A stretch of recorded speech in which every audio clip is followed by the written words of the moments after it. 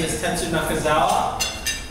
Today I'm really excited to talk to you about the 13 model year CX-9. We've made a really great car, even better for the upcoming model year. So let's talk about this car. This car has been a game changer for us. When introduced, this was the North American Truck of the Year award winner. This was the first time we've ever won such an award.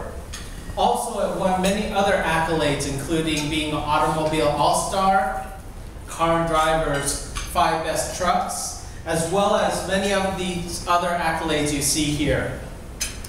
At Mazda, this changed our business as well because we were able to attract a high-income and very educated consumer that we hadn't seen before. This is actually our highest education level as well as the highest percentage of college graduates we've seen. And then finally, this car was a game changer for the segment. We brought new technology such as blind spot monitoring system, as well as other features like HID headlamps, advanced keyless entry, etc. that were often new to the marketplace.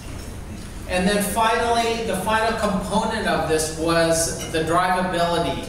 It's a big car, it's a 3-row car, but in terms of the drivability of this, the agility of it, it really drives it like a much smaller, more nimble vehicle. So all those factors made this a difference maker for Mazda.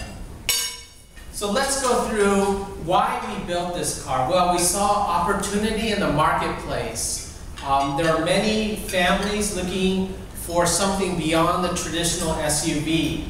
And internally, we were looking to build a new product that would capture these consumers, and we call it our family capture vehicle. So those consumers in the Mazda 6, previously the CX-7 and now the CX-5, as they're growing in their families, this was our target vehicle for them. So what did these consumers want? They wanted a great package. They needed room for their families and stuff. They definitely needed the 3 rows. They wanted something stylish and sophisticated. They didn't want something plain and boring. And they needed something beyond to give them a cool, hip image. Also, as I mentioned earlier, they wanted performance. A lot of times, yes, they will be doing family activities. They will be carrying stuff. They will be taking kids to school, etc. But even when they just driving by themselves, they wanted a car that was a driver's vehicle. And as many of you have experienced this vehicle before, and hopefully you get a chance in the near future, it really does have a nice driving dynamic that you feel comfortable in.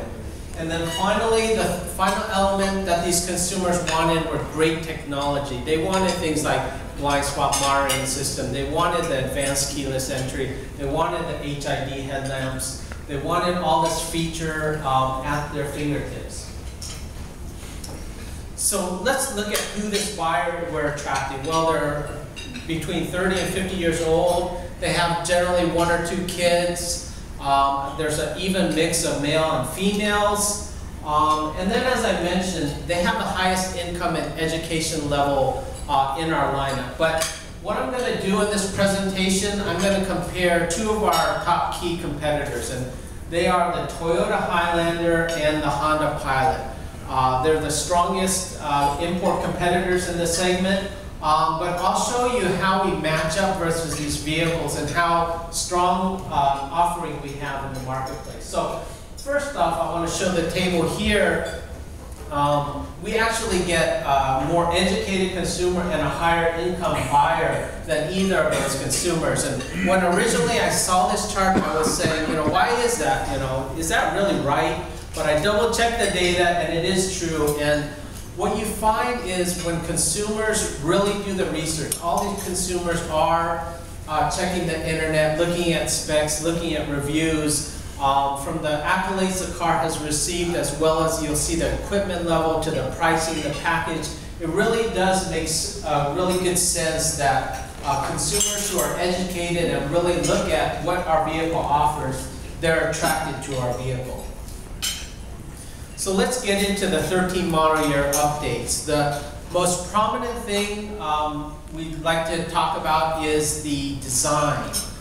This is a chart showing the evolution of our vehicle from the introduction to the 10 model year minor change, as well as the 13 model year update you'll see today. And the key element is we're incorporating the Kodo design. And the Kodo design has been released originally in the CX-5. It's coming out in the Mazda 6. And we've incorporated some of those elements in this 13 model year change. What we've been trying to do is move up in terms of the high quality, prestige of the design, as well as the emotional, sporty dynamics of this vehicle to hit that target customer we were talking about, who wanted something beyond the traditional boxy SUV. So let's talk about this Kodo design. What is it? It's the soul of motion. Even though the vehicle is standing still, it looks like the vehicle is moving. So we incorporated this in the whole front fascia, so from the 5-point grille to the headlamps, the fog lamps, as well as the bumper, all of it is part of the Kodo design. Now in terms of feature set, we've updated on the Grand Touring model. We had the single xenon, we went to the bi-xenon, so now you have the low beam, the high beam, all xenon, as well as daytime running lights with LEDs are new for 13 model year. So really a nice refresh to the front design. And here's a picture, and I can show you, this is the key element we just discussed. This is going to be our signature 5-point grille. The headlights updated. This is a signature line, part of the Kodo design, and the whole front fascia is all updated. And you can see how sporty, and it does look like it is a vehicle in motion. So other updates, the 20-inch wheel design, we've added a premium finish. On the rear design, we've updated the tail lamps, the bumper, as well as the tailpipes, and they're going to a round shape, which is part of the Kodo design. And here's an image of last year's wheel, just a standard silver finish, and now we've updated that to a much higher gloss, higher quality premium finish. And then in terms of rear design, we've updated the tail lamps as well as the whole bumper area and the tailpipes. So that is the key overall update for 13 on the exterior design. And then on the interior, we've updated the meter graphics, the illumination to white. The shift knob is now a Kodo design. And on the center console trim, we've moved beyond the standard wood-like trim to this Bordeaux rich finish trim, as well as updating things like the steering wheel. In terms of the quality, we've added a more softer feeling leather interior trim, and on the seating surfaces, we've moved to perforation, and on the black leather, we've added this insert that is Lux Suede, as well as the door trims, which are also of this Lux Suede. Now, I get a question about what is Lux Suede. Many of you have heard of Alcantara. Alcantara is a brand name for a company by Toray. This is a different manufacturer. Sarin is their name, and their terminology for Alcantara is Lux Suede. So that's the only difference, it's just a different manufacturer, but it is basically an Alcantara type suede. And then also on the stitching, we have a red contrast stitching that is all new for 13 model year. So here's an image of the interior. I'll show you the updates, the meter graphics. It's easier to see on the real vehicle. Again, on the steering wheel, we've added a softer touch leather. This is the MID screen. This is all new. I'll get into that in a little bit. The shift knob.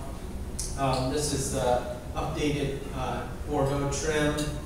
So all of that is all new, and as you can see, the insert of the Lux Suede and on the door panels. And then this is full view, really sporty, luxurious, sophisticated design, especially for this category, because a lot of the premium makes have higher trim, but again, this is not a premium vehicle, but it really fits in that class. So now we'll get into a few other of the technology updates. Technology is becoming more important for the consumer. Now we have a standard Pandora-enabled audio as well as short text fixed message that you can reply. Again, you need a Bluetooth-enabled phone for this, but this is available standard on all the trims, as well as emergency 911 calls. So when your airbag deploys, it will automatically send a call to 911. And then HMI is what we call the human-machine interface. So there's voice control of things like artist name. And now let's go into what feature differences are new for 13 model year. We have 3 trim levels in front-wheel drive or all-wheel drive. So starting off with a sport trim, you'll get now a 5.8-inch MID touchscreen is standard.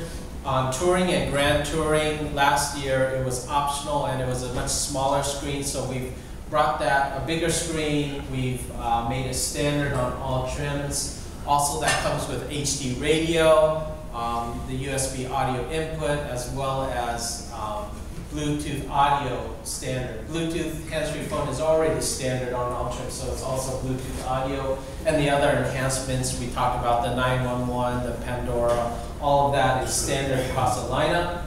And then when you move to the Touring trim, you're getting the backup camera standard. New for 13, we're adding the backup sensors. And then we brought down the blind spot monitoring system from Grand Touring only to the Touring model, so that's standard. And then finally on the Grand Touring, you're adding the bi-xenons, the LED daytime running lamps. You're adding power liftgate standard, memory mirrors, and tilt and reverse standard as well. So really a strong lineup, and I'll go into details or highlights of some of the key features in the lineup. So we have a Sport Touring, Grand Touring, as I just mentioned.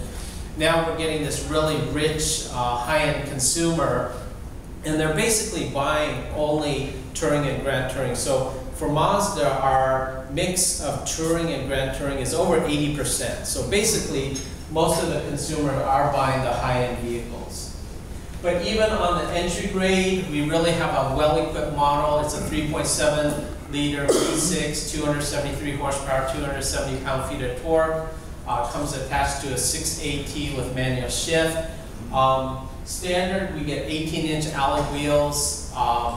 For example, if you get a Pilot, it comes with 17-inch steel wheels. So we really have an advantage there, as well as it comes with a 3-zone automatic AC. If you're looking at a Highlander, you don't get auto AC until they're very limited trim. And then, as the other features I just mentioned, hands-free Bluetooth audio is standard, the 5.8-inch MID is standard, the 60-40 split, the 50-50 third row, all of that equipment is standard on the entry trim. You move to the Touring trim, you get the leather standard, you get the power driver's seat, power passenger seat, you get the blind spot, the backup camera, backup sensor, all of that equipment is standard on the Touring. And then you move up to the Grand Touring, you get the 20-inch wheels, the advanced keyless entry, power liftgate, all that equipment, memory seats, memory mirrors, all of that standard in the Grand Touring. So that's our fully equipped trim. And then in terms of optional equipment, on the Sport, you get a power seat with heated mirrors, heated seats. On the Touring trim, you move up mainly the navigation, moonroof, as well as the Bose audio, and then you get the advanced keyless entry and fog lamps. And this is similar to on the Grand Touring Tech package, but Grand Touring already has some of the standard equipment, so it's very similar. And then you also have an optional rear seat entertainment system. So that's pretty much how the lineup is set. And actually, after this, what I wanted to do was walk around the vehicle and get into some of the more details. Has everyone already